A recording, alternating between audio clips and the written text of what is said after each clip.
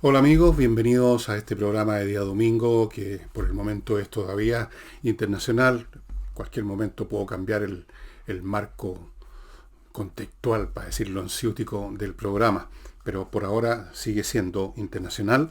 Antes de entrar en materia, que va a ser el globalismo, la globalización, les quiero contar de que mi libro Debut y Despedida prácticamente se agotó. Estamos viendo si vamos a sacar unos cuantos ejemplares más o no. El problema es que no tenemos recursos de repente para imprimir más libros. Somos una empresa muy chica, pero estamos viendo, estamos estudiando esas cosas. Primera cuestión. Pero mientras tanto ustedes pueden entrar igual a elvillegas.cl/tienda y hay un montón de ofertas que son locura. Estamos regalando libros realmente a esta altura. Estamos sacando los costos nomás de lo que significa imprimirlo, los impuestos, el bodegaje, porque queremos deshacernos de ello para dejar espacio para lo que venga, lo que sea que venga. Así que los invito a que entre al villegas.cl/tienda y vea las ofertas. Lo segundo es recordarles que hay una rifa que ustedes ya conocen, que hace una señora, Montserrat Guajardo, que a pesar de que tiene familia, hijo, trabajo, dedica gran parte de su tiempo a cuidar, a sostener, a mejorar, a sanar a animales que han quedado botados, a veces en condiciones increíblemente siniestras, porque hay gente mala en este mundo, mucha, y se las arregla sola. Entonces de vez en cuando organiza un sorteo como el que ustedes están viendo, con ticket a Luca. A Luca. Entonces, a las personas que han participado en estos sorteos, ya sea que ganaran o no ganaran alguno de los premios que están ahí detallados, los insto a que se sumen, que compren no sé, un número que sea una luca. Dos, tres, ojalá cinco. Algunos han puesto mucho más. Ustedes verán. Eh, ahí está en alguna parte chiquitita, pero se ve. Está la dirección, Gmail y todo para que ustedes colaboren y compren tickets de esta causa en miniatura que organiza esta señora.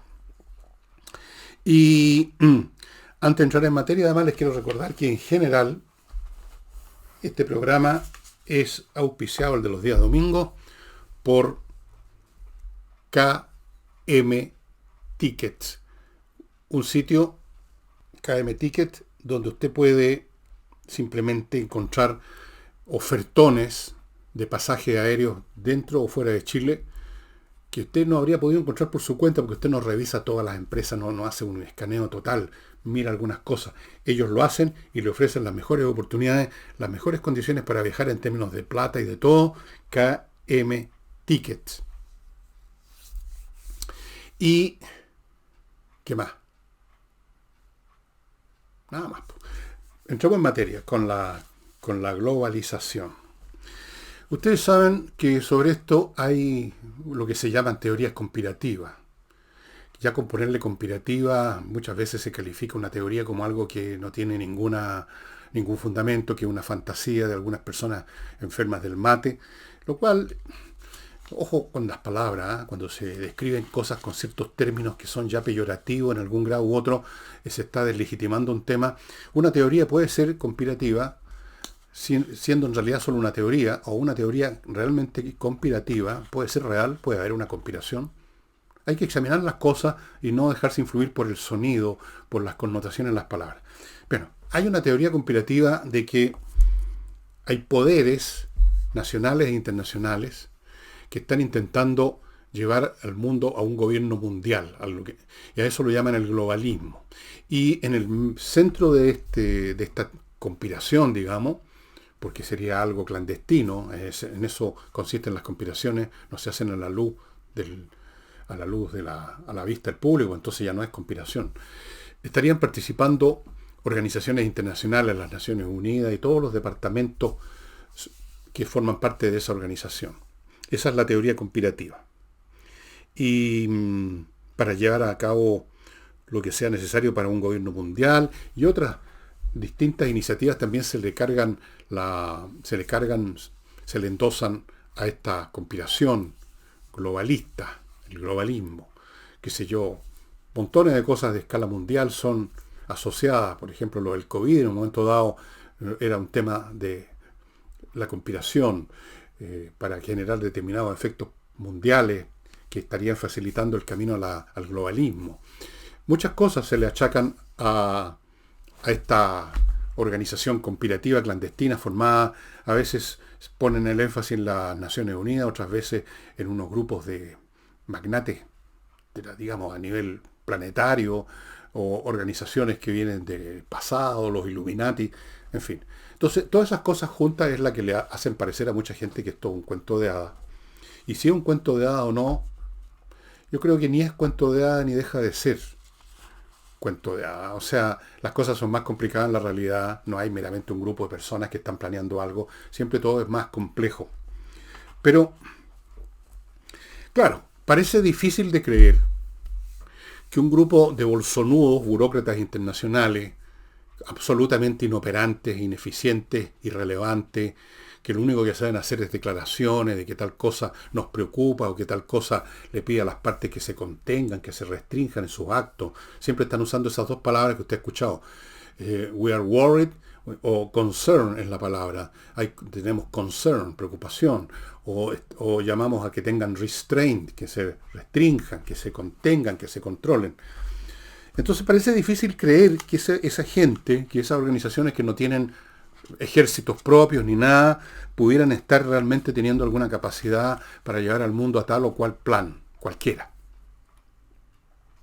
¿De dónde? ¿Cómo? ¿Cómo podrían promover una agenda globalista? E incluso llegar algún día a constituir, a ser los agentes o parte de un gobierno mundial. ¿Cómo estos pobres bolsonudos, estos diplomáticos, borrosos, salivosos? Pero no se equivoquen, amigos, porque hay que pensar un poquito en cuál es la naturaleza del poder, en qué consiste realmente el poder, y a eso voy a hacer un paréntesis comercial y después voy a hacer un paréntesis para explicar lo que yo creo que es la naturaleza del poder y que por lo tanto lleva a muchas personas a engaño respecto a quienes tienen poder y quienes no. Así es que, amigos, si usted es parte de una iniciativa de educación privada subvencionada, usted parte de la institución o la fundación o lo que sea que tiene maneja colegios privados que reciben subvención, recuerden que por ley ustedes tienen que comprar el local donde están funcionando y está todo regulado, los plazos que tienen para hacerlo, quiénes les van a dar crédito de la banca privada, hay un aval de Corfo del 100%, hay una serie de cosas que están establecidas por ley y hay que hacerlas en un plazo determinado. Si usted lo hace solo le va a tomar 2 años o más. Si usted lo hace con la asesoría de C y G, le va a tomar 1 año o menos. Ya lo han comprobado 24 fundaciones de educación privada subvencionada que efectivamente lograron adquirir con todas estas ventajas que establece la ley en 1 año o menos, fuera de recibir asesoría en otras cuestiones vinculadas a la gestión de un colegio subvencionado. De manera tal que, si usted está en ese, amigo, ¿para qué quiere, digamos, tomarse 2 años si se puede tomar 1? C y G, póngase en contacto. Continúo con suplemento Vito. Si usted tiene gatos o perros, las dos cosas, como yo, usted tiene que estar comprando todo el tiempo pellet y no son tan baratos, así que uno compra los pellets normales, porque no alcanza. Pero si usted además adquiere suplemento Vito, con una cucharadita usted convierte ese pellet normal en un super pellet, en un pellet premium. Sus mascotas van a estar en mucho mejor estado de salud, más contentas, más saludables, con el pelo brillante, menos o ninguna visita al veterinario. Así es que suplemento Vito, ¿dónde se encuentra? En el sitio suplemento vito.cl o en la mascotería de la esquina de su casa, porque están muchas mascoterías. Pregunte. Si no, pregunte en otra, y si no, en vito.cl. Sigo con Trade In, una empresa que sirve a las empresas buscándole en el mercado planetario los mejores proveedores en términos de calidad del producto y de precio. Si usted tiene un negocio que está permanentemente importando lo que vende, entréguele la faena de encontrar al mejor proveedor en términos de calidad. Ellos visitan la fábrica y los mejores precios a Trade In, que además le va a dejar la mercancía en la puerta de su casa, de su oficina o de su empresa, de su comercio. Trade In, así es, tradein.cl. Continúo con Oxibiota, que es esto, ¿no? Donde ahora les estoy mostrando el sobre en que viene Oxibiota. Usted mezcla esto en agua, pongamos en una cacerola, le pone agua y le echa esto, en una hora o menos se convierte en una colonia de bacterias aeróbicas y con eso usted lo vierte o lo vaporiza donde hay malos olores y se acabó el problema porque estas bacterias destruyen las que producen el mal olor a través de la descomposición de materia orgánica. El mal olor viene de la descomposición y la descomposición la inician las bacterias anaeróbicas que son destruidas por estas otras. Así que el efecto va a la raíz del problema y dura meses. Y cuando empieza a desaparecer, porque se juntó otra vez materia orgánica y estas colonias se empezaron a morir o lo que sea, usted agarra otro sobre y repite la operación y ni un problema. Ojalá todos los restaurantes hicieran esto porque hay restaurantes donde pestilentes realmente por el olor. Y termino el bloque con conversas numéricas. Acuérdense, este ingeniero que da, primero, agarra chicos que tienen problemas con las matemáticas y los convierte en, no sé si amantes de las matemáticas, pero personas sin problemas con las matemáticas, se las enseña de otra manera. Ya les he explicado que la matemática tiene dos aspectos, el árido, las fórmulas que llaman, y el entretenido, que es el modelo mental para pensar las cosas. Después uno ocupa las fórmulas que requiere. Eso lo hace con los niños y eso les cambia la vida no solo en el colegio, sino que para adelante. Fuera de eso, prepara para la prueba de selección universitaria. Y tercero, da clases de programación para niños. Programación para niños, con lenguajes para niños, lenguaje de computación. Muy interesante, muy entretenido. Los cabros se disciplinan mucho, muy eficiente, sobre todo para los chicos habilosos. Bueno, continúo. El poder, decía. Uno dice, estos burócratas, ¿de dónde van a sacar poder? ¿Cuántos aviones tienen las Naciones Unidas? ¿Cuántos portaaviones? No, pues. Yo me acuerdo alguna vez la gente de izquierda en este país, en la época, antes de las elecciones de Salvador Allende, antes del año 70, todos los grupos, habían algunos grupos de izquierda acá, creo que el MIR era el que andaba con la frase o alguien u otro, creo que los chinos antes, el poder está en el fusil, decían, lo cual es una soberana tontería. El poder no está en el fusil, ni siquiera está el poder en quien tiene el fusil. El poder está en la idea que lleva a alguien a apretar el gatillo del fusil, amigos, que genera el motivo para usar el fusil.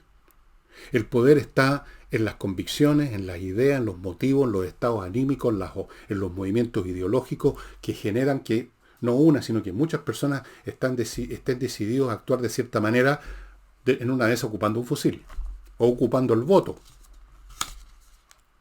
Entonces, si resulta que las Naciones Unidas operan como caja de resonancia de ciertos conglomerados, porque no alcanzan a hacer teoría ni sistema, conglomerados congeries, como se puede decir también, de ideas, sentimientos sobre un montón de cosas.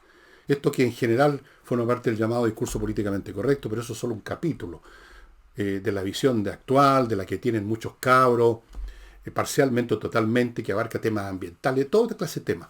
Tienen que ver con transformaciones que se están produciendo en el planeta, en la historia mundial, muy importantes, que yo estoy tratando de entender y sintetizar en un libro que estoy preparando pero muy lentamente. Pero eso es otra historia. Entonces, si las Naciones Unidas, si personeros de esas naciones, organismos de esas Naciones Unidas, operan como caja de resonancia de esta oleada mental que convence a muchos, especialmente a las generaciones jóvenes, y las lleva a actuar de cierto modo o a apoyar a quienes actúan de cierto modo, eso es poder, pues. El poder no está en los medios físicos de poder, está en las ideas, los motivos, los sentimientos, las pasiones que llevan a convencer a otros a actuar de cierta manera. Piensen ustedes una cosa muy simple. Durante los siglos de los siglos que la Iglesia católica, el Vaticano, tenía un poder enorme sin tener ni un soldado, especialmente en la Edad Media. La Iglesia, que era capaz de convocar al emperador del Sacro Imperio Romano Germánico a Canosa a tirarse de rodillas 3 días en medio de la nieve para que el Papa lo recibiera y lo perdonara. El poder espiritual que se llamaba entonces, que es el poder. No hay un poder espiritual, es el poder, siempre es espiritual. Parte por las ideas, por los motivos, por los sentimientos, y de eso se convierte en conducta y se convierte en fusiles quizás. La Iglesia durante siglos no tuvo ni un soldado, pero podía hacer uso de los soldados de otros que estaban dispuestos a poner a su disposición a esos soldados.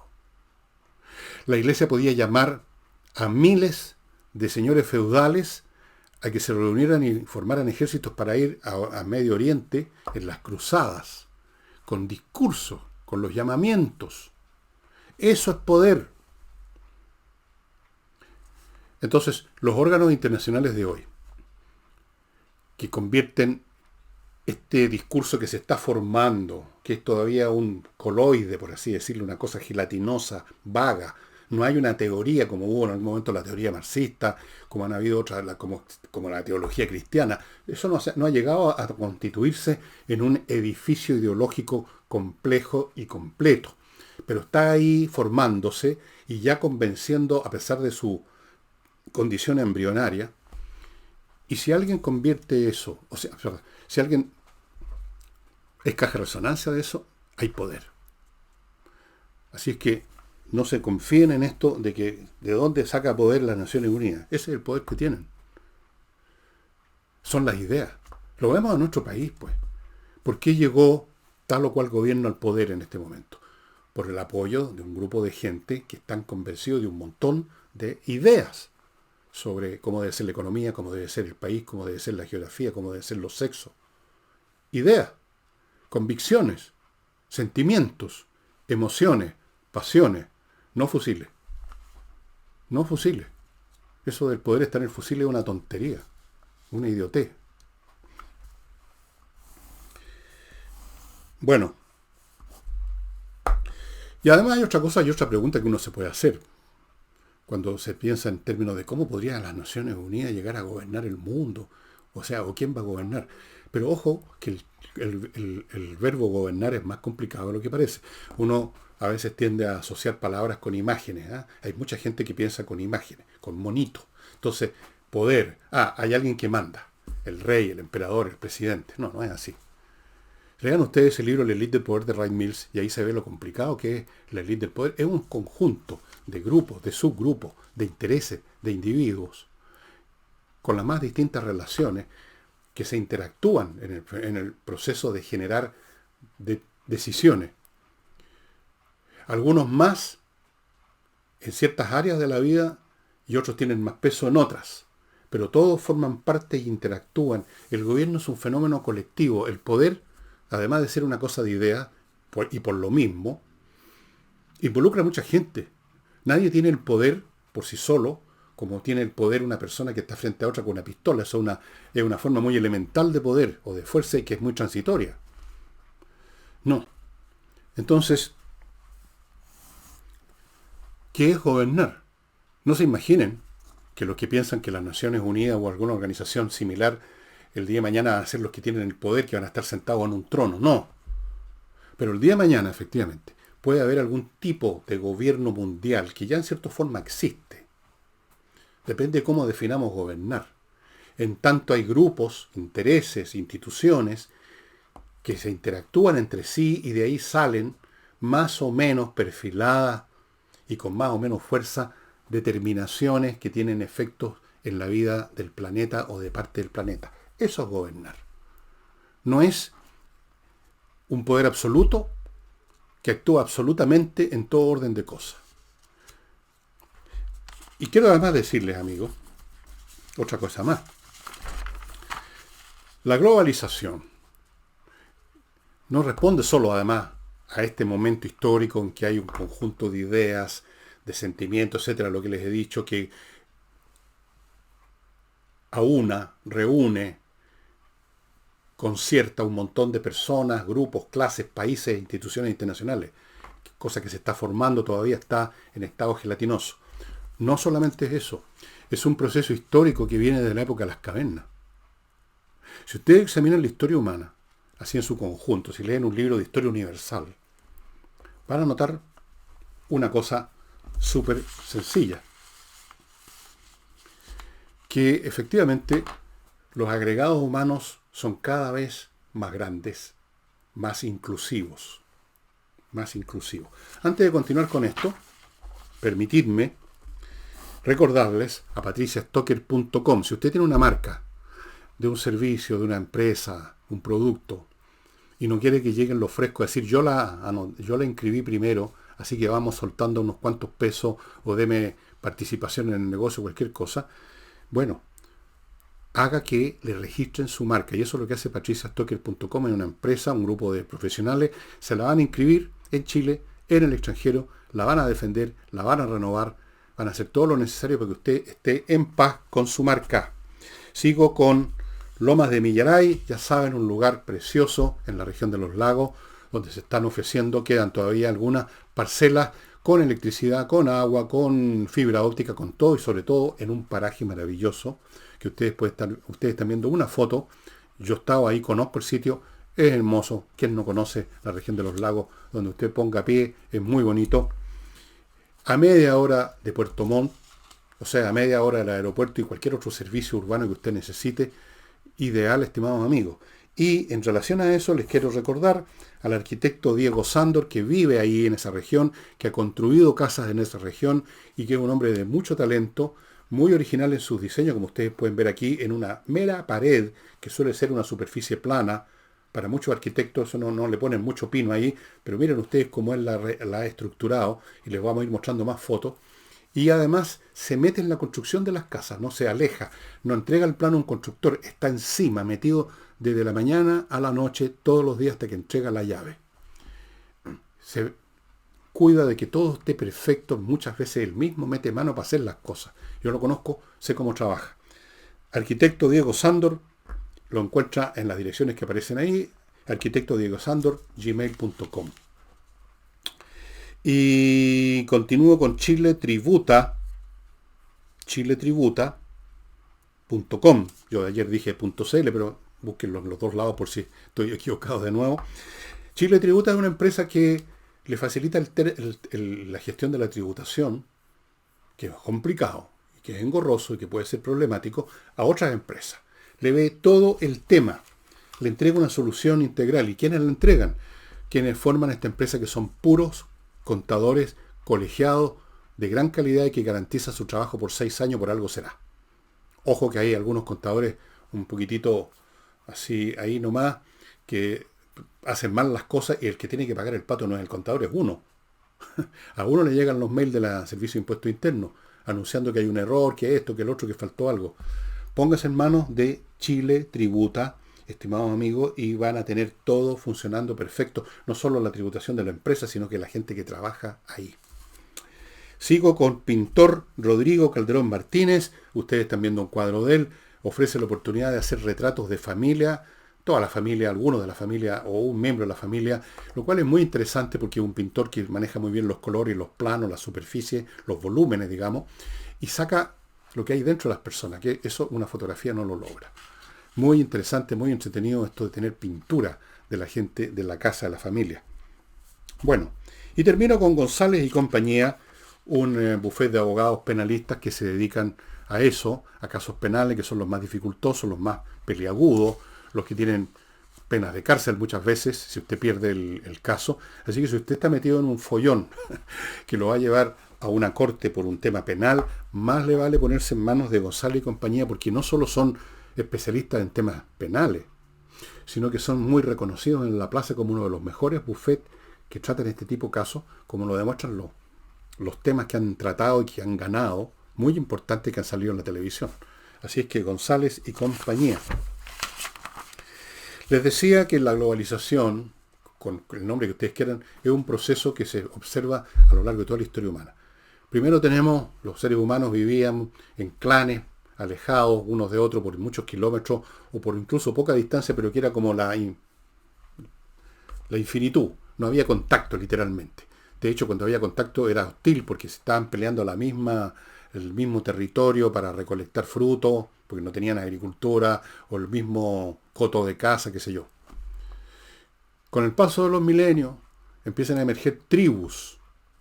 Con el paso de los milenios, las tribus dan lugar a reinos. Con el paso de los siglos, ya no milenios, los reinos dan lugar aquí y allá intermitentemente, aparecen y desaparecen imperios. ¿Y qué es lo que es un imperio sino una reunión mucho más vasta de tribus, de distintas etnias? Hablamos de los imperios la vez pasada, creo que el sábado pasado, y los territorios que ocupa y que controla son más grandes.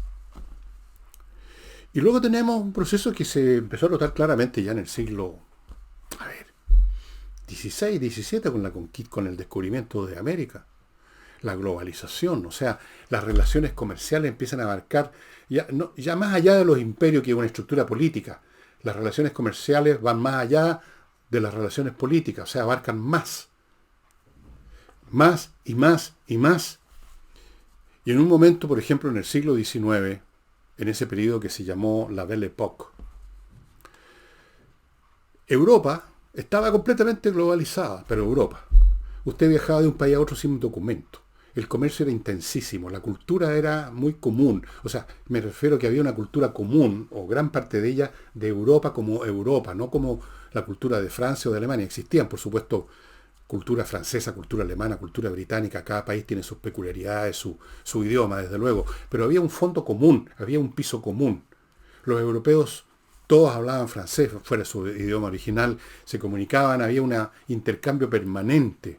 Yo les he mostrado alguna vez las memorias de un personaje que es clásico y típico de esa época, Harry Kessler, un alemán, que se movía por toda Europa, era amigo, conocía a todos los que estaban en el who y who de las artes, de la música, alemanes, franceses, italianos, españoles, ingleses. Estaba en todas partes. Un día estaba tomando desayuno en Berlín, a la noche siguiente estaba cenando con Rodin en París. Bueno, ese era el mundo, globalizado, muy globalizado. Y desde luego, sumen a eso la globalización un poco distinta que implicaban los imperios que existían en esa época. El imperio británico, que tenía colonias en África, había todo un virreinato, por así decirlo, sí, la India, etcétera. Es un proceso natural que tiene que ver, cuya base es el intercambio económico. Y vivimos en una era de globalización. Cuando hablamos de la globalización ahora, hablamos de una globalización económica. Cosas que se producen en China, se venden en Estados Unidos, en Chile, el cobre nuestro va a los más distintos lugares del planeta. Hay una completa interdependencia enorme comercial. Vean ustedes fotos de los puertos más importantes del mundo, los millones de containers que van para allá, para acá. Es muy impresionante. Miles de buques en cualquier momento navegando por el océano mundial. Miles de aviones transportando carga para todos lados. Eso es globalización. Y va a tener tarde o temprano una mayor coordinación política, como pasó en Europa ya. Europa, acuérdense cómo partió el mercado común europeo, no se llamaba ni siquiera mercado común. Partió de otra manera con acuerdos respecto a algunos tipos de industria después de la Segunda Guerra Mundial. Después se convirtió en el mercado común europeo. Y ahora es la Unión Europea, que tiene un poderoso aspecto político. Hay un Congreso Europeo, hay disposiciones, leyes y reglamentaciones que atañen a todos los países de la Unión Europea. Y todavía falta mucho camino por recorrer. Y se va a recorrer, les guste uno o no. Tiene que responder a fuerzas históricas muy potentes. En primer lugar, de interdependencia económica que es absolutamente indestructible. Las autarquías ya no funcionan. Un país que se encierra en sí mismo está condenado al estancamiento. Simplemente se convierte en un patio trasero. Se convierte en agua estancada. Se convierte en un remanso de putrefacción económica, política, humana, si no está en contacto con el resto del mundo, porque es en el contacto que los seres humanos y las naciones se forman, se desarrollan y crecen. La globalización es inevitable. Es inevitable. Lo cual no significa que van a desaparecer las culturas nacionales ni nada de eso. Eventualmente, en un futuro mucho más lejano, yo creo que sí, van a quedar convertidas en algo así como, en este momento, por ejemplo, para todos es la cultura de la antigüedad clásica. O sea, una cosa que uno conoce, que uno admira, que uno lea acerca de ella, pero evidentemente que uno no es un griego o un romano de esa época. La globalización es un proceso absolutamente inevitable. ¿Cómo se va a llevar a cabo? No tengo ni la más mínima idea, pero que el proceso existe, es cuestión de leer cualquier libro de historia, estimados amigos. Así es que para allá vamos. Y antes de terminar el programa les quiero mostrar un libro que no tiene nada que ver con este tema, pero tiene que ver con libros que les estaba mostrando últimamente, que han sido de filosofía. Les mostré La ciencia y la lógica de Hegel, les he mostrado los ensayos de Montaigne, otras veces les he mostrado otras cosas, les he mostrado libros de Schopenhauer, y ahora les voy a mostrar un libro que me acaba de llegar, que lo tiene en venta justamente edisur.cl, lo tiene en venta en compañía 1025. Este es la obra de un filósofo que se considera de lo más importante en filosofía de los últimos 2-3 siglos, de los últimos 3 siglos. Un hombre que llevó a cabo lo que se llama la revolución copernicana de la filosofía, la dio vuelta completamente. Y es Immanuel Kant y su libro Crítica de la razón pura. Este libro, en una editorial, en una edición de Gredo, muy bien cuidada, tapa dura, una excelente cubierta, papel de calidad, cremoso, esto no se va a amarillar nunca. Se nota que este es un papel que ha sido sometido a sus tratamientos para que no tenga cloro.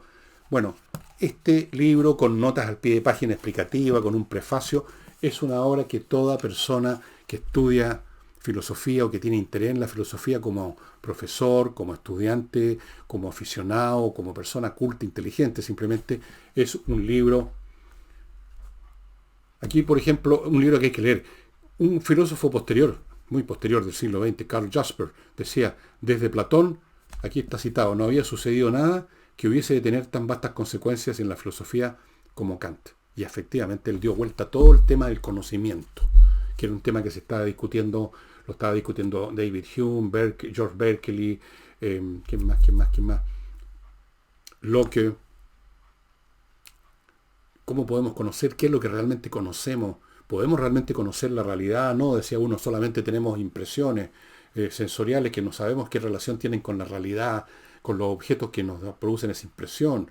Ni siquiera estamos claros que exista causa de las cosas, como decía Hume. Lo único que sabemos es que hay una secuencia de impresiones que viene primero una y después la otra, pero la causa como tal, eso que haría que una cosa viniera después de la otra, no existe como fenómeno sensorial, solamente vemos una secuencia de hechos. Bueno, millones de discusiones en el siglo XVIII, XVII, XVIII, y llega Kant y explica esta cuestión y la da vuelta. Es súper genial como él llegó a una concepción que todavía diría yo que está con muchos cambios, con muchas variantes, porque la filosofía, a pesar de lo que ustedes puedan creer, es un proceso mental que tiene un progreso en cierto sentido. Los problemas se hacen más refinados en su problematización y lo mismo en las respuestas. La idea de Kant, no se la voy a contar, no es que sea algo... pero él logró resolver esta antítesis que había. Bueno, el conocimiento es meramente resultado de la acción de la razón pura, que es capaz de estar en coincidencia con las categorías lógicas del creador, y por lo tanto es esto, o es simplemente el conocimiento, que sería imposible, es simplemente impresiones sensoriales que nosotros tratamos de ordenar de alguna manera, pero no sabemos nunca si ese orden tiene que ver con la realidad. Y en eso estaban las discusiones, y llega Kant y la cambia completamente las cosas, llega a una especie de síntesis. Bueno, súper interesante. Yo les recomiendo a los estudiantes o a las personas simplemente cultas que desean estar al día en estas cuestiones, a pesar de que este hombre estuvo activo en el siglo XVIII, en medio del siglo XVIII. Él nació en 1724 y murió en 1804, un poquitito antes que mi querido amigo Joseph Haydn. Así es, ya. Y con eso, amigos, hemos terminado el programa de día domingo. Espero que me hayan acompañado unas pocas personas que sea. Y